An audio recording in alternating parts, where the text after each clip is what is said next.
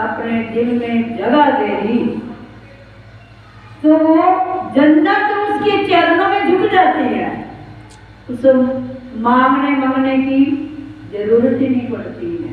वो तो जमाने की ठोकरें फिर खाता ही नहीं। प्रेमियों, अगर हम चाहते हैं कि हमें इस मालिक की दया तो है हमारे ऊपर, अगर वो ना मिलता तो आज हम कहाँ भटक जाते और कहाँ जाकर ठोकरें खाते। पर संभालने वाला भी साथ होता है। अगर प्यास लगी है तो पीने के लिए पानी के पास हमें खुद जाना पड़ता है। अगर भूख लगी है तो भूख मिटाने के लिए भोजन की थाली खुद परोसनी पड़ती है। अगर मालिक ने ये भक्ति का मार्ग ऐसा है, अटपटा है प्रेमियों, अगर इसमें फूल है तो कांटे भी जरूर हैं। अगर ये कांटों की सेज है गुरु भक्ति, तो ये फूलों की भी सेज है, क्योंकि कांटों के अंदर ही तो प्रेमी मुस्कुराते हैं। अगर कांटे ना मिले तो जीव अहंकार में आकर ऊपर से नीचे गिर जाता है। ये भक्ति ऐसी है। इस रास्ते में पग कर रुकावटें भी आती हैं, पर अगर अपने आप को संभालो, संभालने वाला भी तो खुद साथ होता है ना। जैसे कुम्हार बर्तन बनाता है, बाहर ठोक के बेचता है, ये पक्का है या कच्चा है।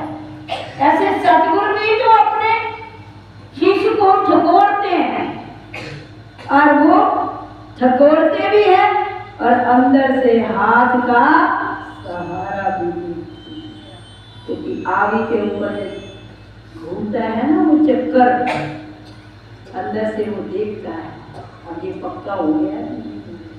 सतगुरु के भी तो अपने शिष्य को परखते हैं, ये कच्चा भांडा है या पक्का बर्तन है।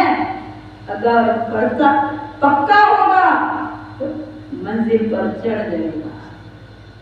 रास्ते में रुकावटें बहुत आएगी, मीरा की तरह, बिजली की तरह, धंधे की तरह, पर वो मजबूत पहाड़ों की तरह मजबूत बनकर एक दिन अपने गुरु के नाम को रोशन कर देगा। बोलो नगरी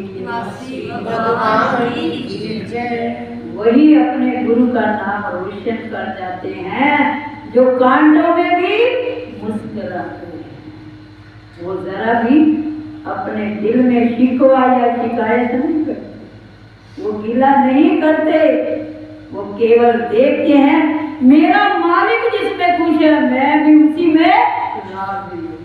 ये ठोकरे भी वही दे रहा है तो प्यार भी वही देता है।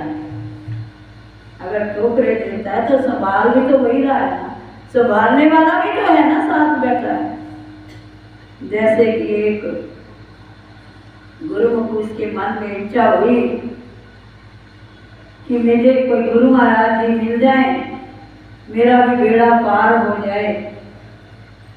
तो उसने सुना गुरु नानक देव जी ने अवतार ले लिया है और बाला मर्दाना उनके साथ है। अब ये क्योंकि मन में चाह है तो कुदरत रास्ता देगी, साथ देगी। तो अब मन के अंदर ये बहुत चाह उठ गई कि मुझे संसार से क्या लेना है। संसार के अंदर तो ठोकरे ही ठोकरे हैं, पर महापुरुषों ने ये बात में साफ कह दिया कि इतना सन्यासी को गुरु महाराज जी का प्यार नहीं मिलेगा जितना गृहस्थियों को वो देते हैं। क्योंकि गृहस्थ में रहकर भी अगर वो अपने मालिक से तार जोड़ के रखता है, अपने मालिक को अपना बनाता है, सिमरन करता है सुबह और शाम, तो प्रेमियों उससे बढ़कर तो गृहस्थ आश्रम और कहीं है ही। गृहस्थ आश्रम क्या है? कि जहाँ भजन बंदगी कीर्तन है ना, जिस घर के अंदर 24 घंटे गुरु की महिमा है, तो वो घर क्या है? स्वर्ग। वो भी संन्यास का घर है, सन्यासी का घर है, जिस घर में कला और कलेश नहीं होते, वो भी सन्यासी को घर है। भगवान इतना सन्यासी से कुछ नहीं होते जितना कि गृहस्थी से कुछ होते हैं। सन्यासी एक गलती करेगा 1000 बार माफी मांगेगा तब मिलेगी, और गृहस्थी 1000 गलतियां करेगा फिर उनके चरणों में सर रख देगा कि गुरु महाराज जी मुझे माफ कर दो मेरे गुनाह, तो गुरु महाराज जी उसी वक्त से गले से लगा लेंगे। बोलो नंदगिरी निवासी भगवान की जय। तो गुरु महाराज जी ऐसे उसके मन में चाह उठी कि मुझे भी अपना गुरु धारण करना है। अब पता तो चल गया उसे, गुरु नानक देव जी जब पता चला दुनिया का उद्धार करने के लिए, कल्याण करने के लिए महापुरुष गुरु नानक देव जी ने जन्म ले लिया है धरती पर। वो खोजता हुआ उसे पता चला एक बस्ती में महापुरुष गुरु नानक देव जी आए हैं, जिनके मुख पर 24 घंटे जो है प्रकाश ही प्रकाश रहता है। तो वहां पहुंच गया और वहां बाला मर्दाना उनके साथ में थे। गुरु नानक देव जी दुनिया के अंदर नाम का डंका बजा रहे थे। कलयुग के अंदर ही गुरु नानक देव जी का अवतार हुआ। हमारे नंगी निवासी भगवान ये गुरु नानक का अवतार भी हैं, और ये राम का अवतार भी है, कृष्ण का अवतार भी और कबीर का भी। ये हमारे अब जब वो प्रचार कर रहे थे उसी मंडली के अंदर ये भी शामिल हो गया, बढ़िया था। और नानक देव जी को कहने लगा कि बाबा जी मैंने भी नाम दे दो, मैं भी अपने जीवन का कल्याण करना चाहता हूँ। तो गुरु नानक देव जी ने कहा ठीक है बेटा, तुझे भी उन्होंने नाम की दीक्षा दे दी। और जिस घर में वो रहता उसी पड़ोस में एक और बढ़िया भी रहता था। ये दोनों मित्र बन गए और इसे तो सत्संग की लगन, सिमरन की लगन और गुरु सेवा की लगन इसके अंदर थी। और वो दूसरा बढ़िया जो पड़ोसी था वो भी कहता है मुझे भी उसके साथ मित्रता कर ली, सत्संग में जाना शुरू कर दिया, गुरु सेवा भी करने लगा, सिमरन भी करने लगा। पर एक दिन जब वो रास्ते में जा रहे थे तो क्या देखा उसने, दूसरे जो पड़ोसी था बढ़िया, उसने देखा गली के अंदर जाते जाते एक वैश्या का घर देख लिया। वैश्या का घर देखा तो मन मलिन हो गया, विषय विकारों ने दिल में जगह दे दी। कहाँ तो वो सत्संगी था, कहाँ वो गुरु सेवा करने वाला, कहाँ वो सिमरन करने वाला। और क्या हुआ कि मलिनता देखा, यहाँ तो मेला लगा हुआ है वैश्य के पास और ऐश इशरत है, क्या करना है सत्संग को। बदल गया ना मन। गुरुमुखों को यही बात है कि मिनट में भक्ति करते हुए भी जीव गिरावट में आ जाता है। क्यों आता है? क्योंकि मन जब मैला हो जाता है, इस पे मैल चढ़ जाती है तो मन मलिनता में आकर भक्ति छोड़ देता है। गुरु जी उसे पता ही नहीं चलता, वो सोचता मैं अब अच्छा करूं, पर वो उसको पता है वो कौन क्या कर रहा है। वो सोचता है, हमारी सोच उसकी सोच अलग है। अब मन मलिन हो गया, वो कहता मित्र तूने क्या किया कि इतना भगवान गुरु की सेवा करके सिमरन करके सत्संग में जाने वाला, तू क्यों नहीं मेरी बात को मानता कि तेरे अंदर भक्ति में रुकावट आ गई है। पर वो माना नहीं, उसे पता था इसने मानना ही नहीं, क्योंकि जब इसका मन दूषित हो चुका है। बहुत कहा पर वो माना नहीं।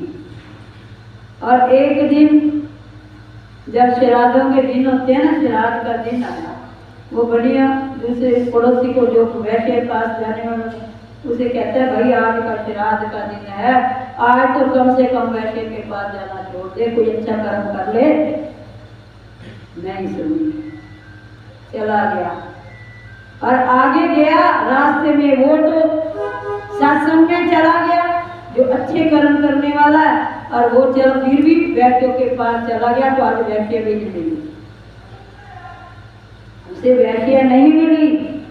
और उसने कहा था आज श्राद्ध का दिन है, घर में जल्दी वापस आ जाना। भाई अगर मैं आ गया तो तू मेरी इंतजार करना, अगर तू आ गया मेरी इंतजार करना। वो रास्ते में बैठा और उसने क्या किया कि वैश्य तो मिली नहीं आज, तो काली जगह कच्ची पर बैठ गया, एक छड़ी हाथ में ले इसे क्रोधने लगा, क्रोधता गया, क्रोधता, एक डूंगा क्या गया, उसने जो है डूंगा एक गड़ा बन गया, और गड़े के अंदर उसको क्या हुआ, रोते रोते एक मिट्टी का घड़ा, जिसके ऊपर मिट्टी के घड़े के ऊपर कपड़ा लपेटा हुआ था, और वो क्रोध कर देखने लगा इस घड़े में क्या है। घड़े में क्या देखा, एक मोहर सोने के ऊपर पड़ी हुई, और नीचे घड़े के कोयले ही कोयले, सोने की मोहर उठा ली, खुश हो गया, देखो मैं इतने गलत कर्म करता हूँ, मुझे सोने की मोहर मिल गई। नीचे नहीं देखा, उस घड़े के नीचे तो कोयले ही कोयले, और इधर वो सत्संगी जो रोज गुरु नानक देव जी के दर्शन किया करता था, जाके गुरु सेवा करता था, सिमरन करता, सत्संग करता था, वो रास्ते में जा रहा था, तो रास्ते में बाबुल का एक कांटा, कंडे होते हैं ना जिस वृक्ष के ऊपर, वो कंडा उसके पैर में टूट गया, तो पैर से लहू निकलने लगा, और लहू निकलते ही अब उसने, अब इधर जो है वो जो इंतजार करा था, खुशी के मारे मुझे सोने की मोहर मिली, मैं अपने मित्र को दिखाता हूँ, मैं इतने बुरे कर्म करता हूँ फिर भी मुझे सोने की मिली। कहते हैं गुरु की दृष्टि, गुरु की दयालुता जिस पर हो जाती है। तो अब वो आया और आकर उसके पास आ पहुंचा, कहता है तेरे सतगुरु ने तुझे क्या दिया। मैं रोज कहता था मेरे रास्ते में चल, इतनी ऐश है, ईश्वर है, कांटा चुभाया तुझे, देख तो सही। कहता जैसे मैंने जगह करोती तू भी करो दे, जगह करोती तो नीचे से सूली का तख्तर होगा। तो वहां से उसने कहा, उसके मन में संशय आ गया, भ्रम आ गया कि बात तो इसकी सच है, मैं अच्छे कर्म करता हूँ, मेरे पाँव में कांटा चुभ गया, लहूलुहान हो गया, इसे सोने की मोहर। तो वहां से एक फकीर गुजर रहे थे, महात्मा जी, नहीं उसी टाइम वो गुरु नानक देव जी के पास पहुंच गया। कहते हैं गुरु महाराज जी देखो, तो दोनों ने अपनी अपनी बात रख दी। तो अब गुरु नानक देव जी ने क्या कहा कि जिसके एक सोने की मोहर मिली थी, उन्होंने गुरु नानक देव जी ने कहा ये गुरु की दृष्टि, जब तूने पहले गुरु सेवा करी और गुरु सत्संग सुना और सिमरन किया, ये उसका प्रभाव है, और बाकी तुझे सोने की मोहरें ही मोहरें मिलती अगर गुरु की वैसे ही तू सेवा करता रहता, सत्संग करता रहता, सिमरन करता रहता, तुझे जिंदगी भर 7 जन्म नहीं मुकरी, सोने की मोहरें ही मोहरें मिली। अब गुरु की कृपा से एक ही सोने की मोहर रहेगी, वो तुझे गुरु की कृपा से मिली है। और उसकी बात सुनी तो वो जो सत्संगी रोज सुनने वाला, अच्छे कर्म करने वाला, तो गुरु नानक देव जी कहने लगे कि इसने पिछले जन्म में इतने गलत कर्म किए थे, ये वैश्य की बात नहीं जाता था, बहुत बुरे कर्म करता था, इसे सूली पर लटकाया जाना था, पर इस सतगुरु की कृपा से इसके सारे कर्म कट गए गलत, और एक सतगुरु की कृपा से सूली का कांटा।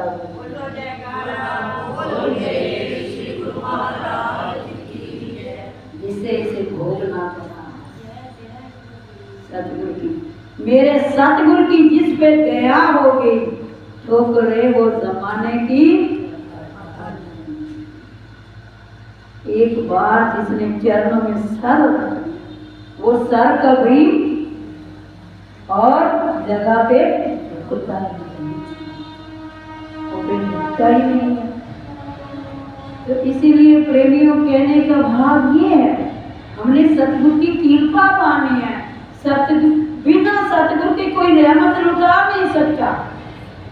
बिना सतगुरु की अपना बनाए बिना, उन्हें अपना बनाए बिना कृपा भी नहीं हो सकती। ये रुकावटें तो आती हैं। ये किसी दुनिया तो ताने भी मारेगी, मेने भी मारेगी, बहुत कुछ करेगी। अगर तेरा मजबूत है मन पहाड़ों की तरह, तो तेरे गुरु की कृपा तेरे साथ, वो कहीं जाती नहीं। भले वो कर्म कट के एक कांटे जितना तुझे भोगना ही पड़ेगा। तो इसीलिए क्या कहा,